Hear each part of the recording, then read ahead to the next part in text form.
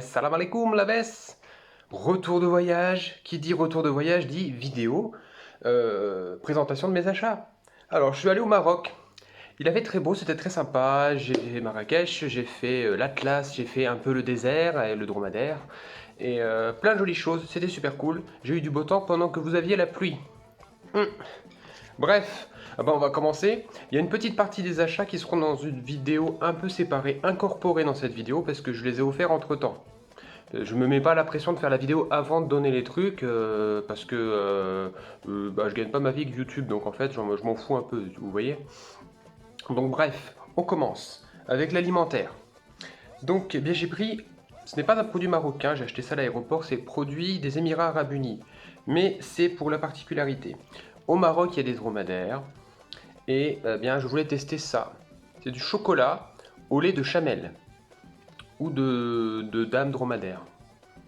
Comment on appelle ça un dromadaire femelle? Une dromadairesse? On va dire Madame Dromadaire. Moi j'aime bien, ça fait très classe, comme ce chocolat. Et vu le prix, il peut être classe. Il est un petit peu épicé. J'ai fait goûter des carreaux par-ci par-là. Je sais pas si ça a un goût particulier. Le lait par contre de Chamel apparemment est très fort. Là on n'a pas un lait très fort, je ne sais pas. Bon, j'ai pas trouvé exceptionnel. Enfin, j'ai pas trouvé un truc unique, mais c'est toujours le fait de découvrir des produits un peu originaux. Bref, j'ai acheté vachement de trucs.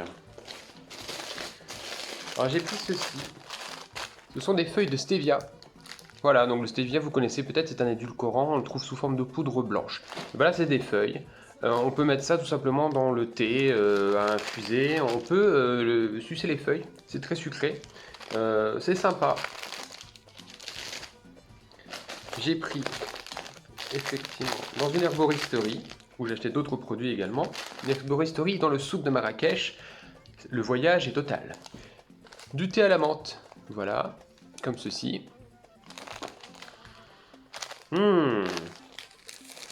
Ça sent bon. À boire avec beaucoup de sucre. Je sais que certains n'aiment pas le sucre, ils adaptent maintenant pour les touristes, ils mettent pas forcément de sucre, mais moi j'aime bien quand c'est très sucré. En alimentaire également, j'ai pris un miel. Voilà, bon, c'est un miel qui est produit au Maroc. Je me suis dit pourquoi pas.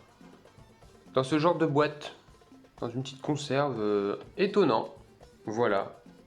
Zemzami, miel toute fleur. C'est sympa. Je peux mettre ça dans le thé à la menthe.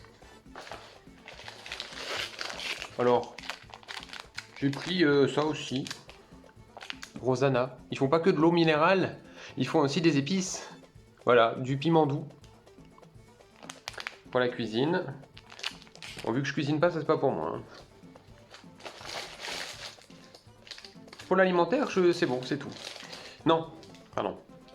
Effectivement, j'ai pris également ceci. Du vin rouge. Donc c'est un Guerrouane. Et oui, le Maroc fait du vin. Alors techniquement, ils sont pas censés boire du vin, parce que l'alcool est interdit dans l'islam, mais ils en produisent quand même. Hein. Voilà. Je voulais acheter, j'étais parti pour acheter du boulaouane et j'ai appris que c'était algérien. Donc j'étais au Maroc, j'étais pas en Algérie, donc forcément je n'allais pas en prendre. J'ai pris donc du Guerrouane. Pour l'alimentaire, c'est tout. Donc on commence maintenant avec des choses qui sentent bon, etc., etc. Et puis on finira par une jolie chose. Alors, bon, j'ai pris ça au supermarché. C'est de l'eau d'essence de rose. Voilà. Apparemment, c'est bien pour se démaquiller. Alors moi, je me maquille pas, hein, mais ça hydrate la peau. Ça sent un petit peu bon la rose. C'est pas une forte concentration parce que c'était vraiment très peu cher, mais j'aime bien. Par contre, j'ai pris dans l'herboristerie également ceci. Le focus peut-être? Bon, tant pis pour le focus. Hein. C'est de l'extrait de rose. Voilà, c'est avec une petite bille au bout. J'en ai 2 exemplaires comme ça. Puis moi j'en mets un petit peu dans le cou. Ça sent très bon.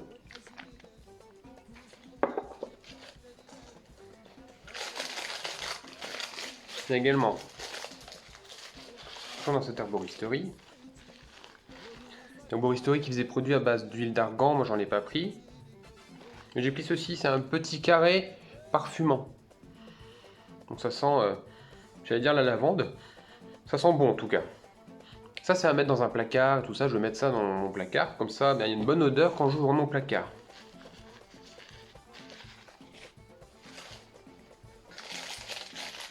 Alors ça c'est le petit achat à la mort malinaise, hein, le petit achat de touristes, le bibelot de trop à l'aéroport, mais j'ai pris ça, un dromadaire doré seulement, hein, pas en or.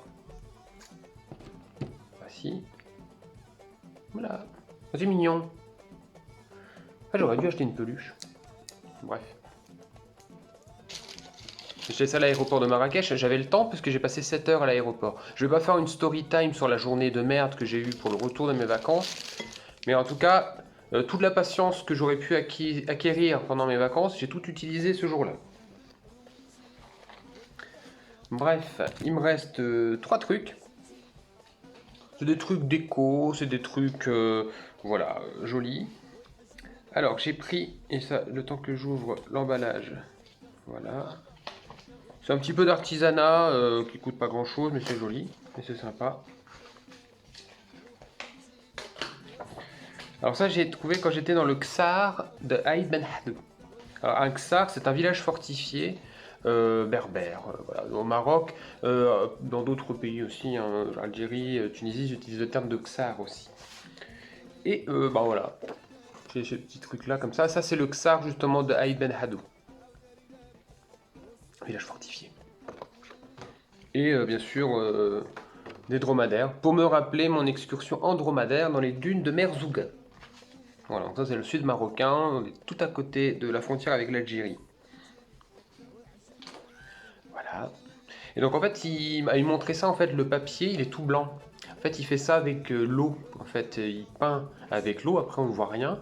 Et en fait, il met ça juste au-dessus d'une flamme et ça apparaît au fur et à mesure. C'était sympa, voilà. Ça coûtait pas grand-chose. Les deux, ça a dû me coûter 3-4 euros. Mais voilà, ça soutient un petit artisan. Alors j'ai ceci. Ça j'aurais dû ouvrir d'avance. Je vais faire un cut. Sur la vidéo ça sera plus simple. Oh. Alors, avant de présenter ce que j'ai acheté, donc on est passé dans la région d'Erfoud. Erfoud, donc c'est juste à côté de, justement des dunes de Merzouga. J'ai accédé aux dunes de Merzouga dans le désert en 4x4. C'est l'aventure. Et en fait, dans la région d'Erfoud, il y a ce qu'on appelle la pierre d'Erfoud. La pierre d'Erfoud, eh bien, c'est, je sais plus, un Français dans les années 50, je crois, qui a découvert en fait qu'il y avait une mer à l'époque, il y a très très longtemps, hein, même Michel Drucker n'a pas connu cette époque. C'était il y a très longtemps. Et en fait, il y avait une mer et en fait, il y a énormément de fossiles. Alors, il y a des nautiles, des trilobites, des couteaux de mer préhistoriques qui sont morts ici et sont fossilisés. Et en fait, maintenant, ils en font une sorte de marbre. Donc, il y a toute une marbrerie qu'on a visitée. Et il y a une concentration énorme de fossiles au mètre carré sur ce truc-là. Et j'ai cru que c'était une connerie, en fait. J'ai quand même vérifié. Non, non, c'est vraiment... c'est réel. Il y a énormément de fossiles. Hein. Et donc, ils vendent ça... voilà, dans la boutique de souvenirs. J'aurais pu prendre des trucs assez gros, mais voilà. C'est travaillé ensuite. Là, par exemple, c'est un petit couteau. Voilà. Qui est sur la pierre, donc elle est noire. Je crois qu'il y a des moments où elle est un peu plus blanchâtre. Et ici, ouais, un nautile. Donc, ce sont des vrais fossiles. Alors là, c'est pas forcément le fossile, c'est peut-être l'empreinte du fossile. Hein. Également ici, c'est surtout l'empreinte des fossiles, hein, je pense. Et on a fait une autre visite également, une visite dans chez un tisserand. Chez un tisserand. Donc ils font des napperons, ils font bien sûr des tapis. Et moi j'ai acheté quelque chose pour mettre sur mon canapé. J'ouvre le paquet, parce que j'ai pas préparé ma vidéo, j'aurais pu ouvrir les trucs avant, je ne l'ai pas fait. Et on se retrouve après.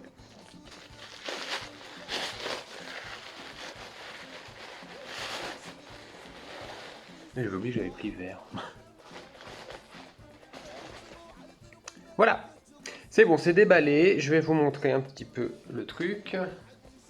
C'est comme ceci, voilà. Je vais allumer la lumière. On y voit mieux. Et voilà. Donc c'est fait avec une machine vraiment à l'ancienne. Et voilà. Donc les même plus grand que ça. Et voilà. Alors ils disent qu'on peut en faire aussi un rideau. Mais ça va aller sur mon canapé. Mais c'est plusieurs jours, c'est quand même pas mal de jours de travail. Alors à titre indicatif, on peut presque dire que c'est un signe extérieur de richesse. Parce que j'ai quand même payé ça 90 €. C'est pas rien. Donc voilà, ça c'est l'achat vraiment le plus conséquent. Et c'est très joli, donc je regrette pas. Et de toute façon, j'adore dépenser mon argent en voyage et en achat. Sur ce, eh bien, j'espère que je vous ai fait voyager, que je vous ai mis un peu le seum avec tous ces achats. Et on se retrouve bientôt pour une vidéo retour de voyage, parce que je pars en Égypte en janvier. J'emmène ma maman. Voilà. Bon, voilà. À plus tard. On se retrouve pour cette petite vidéo filmée à part. Donc là, c'est pour présenter les produits que j'ai déjà donnés. Donc j'ai pris du thé vert, voilà, de la marque Sultan. Donc ils mettent que c'est produit du Maroc, que c'est conditionné au Maroc. Malheureusement, je ne sais pas si c'est cultivé au Maroc. En tout cas, je pense que ce qui est séchage, mise en boîte, tout ça, c'est au moins fait au Maroc. Pour le reste, eh bien, on va partir du principe que c'est vraiment produit au Maroc, mais j'en ai pas la réponse. Je ne sais pas. J'ai également pris un gros machin.